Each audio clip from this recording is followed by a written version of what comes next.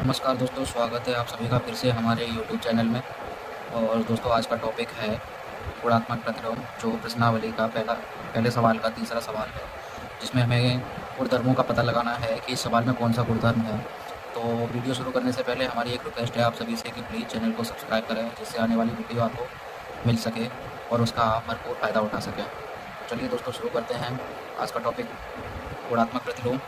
गुणात्मक प्रतिलोम को इंग्लिश में मल्टीप्लिकेटिव इन्वर्स बोलते हैं, जिसका मतलब होता है प्रत्येक परमेय संख्या का विलोम करने पर जो संख्या बने वो ही उसका गुणात्मक प्रतिलोम होगी।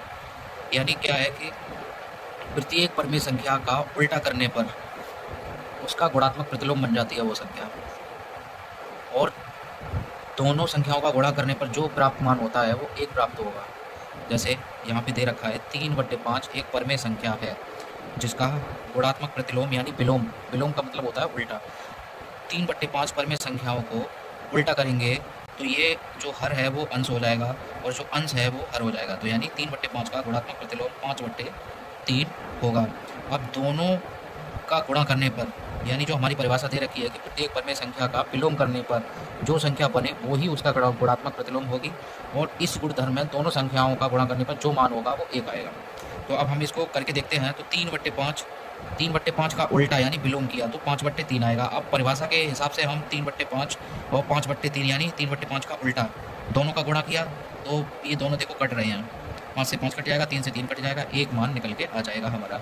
तो ये था हमारा गुणात्मक प्रतिलोम, जिसको हम इंग्लिश में मल्टीप्लिकेटिव इन्वर्स बोलते हैं। दो परमेय संख्याओं का जो गुणांक यानी गुणा करने पर जो मान आता है वो एक आता है, जिसमें पहली संख्या और दूसरी संख्या पहली संख्या की मल्टीप्लिकेटिव इन्वर्स होती है, यानी गुणात्मक प्रतिलोम होती है। अब हमारा सवाल पे चलते हैं। सवाल क्या है, देखो सवाल दे रखा है -19/29 गुणा 29/-19। तो यहाँ पे नोटिस करेंगे, हम देखेंगे, देखो ये जो हमारी पहली संख्या है, ये दूसरी संख्या है, इसका ठीक अपोजिट है। अपोजिट दिख रही है, विलोम जिसको बोलते हैं, ये इसकी विलोम है, जिसको हम अपोजिट बोलते हैं पहली संख्या की। ठीक है, अब इसमें देखेंगे गुणा करने पर, देखो 29 से 29 कट जाएगा, -19 से -19 कट जाएगा, मान क्या निकल के आएगा हमारा 1। तो इसमें हमारा गुणात्मक प्रतिलोम गुणधर्म होगा, जो हमारे सवाल में पूछा जा रहा है कि प्रत्येक सवाल में कि कौन सा गुणधर्म होगा। तो उम्मीद करते हैं दोस्तों आपको ये समझ में आ जाना चाहिए कि गुणात्मक प्रतिलोम क्या होता है। अब नेक्स्ट टॉपिक पे अगले वीडियो में बात होगी। दोस्तों, अगर आपको हमारा वीडियो अच्छा लग रहा है तो प्लीज़ शेयर करें, सब्सक्राइब ज़रूर करें, जिससे हम आपको नया वीडियो दे पाएँ और हमारा भी थोड़ा हौसला बना रहे। धन्यवाद।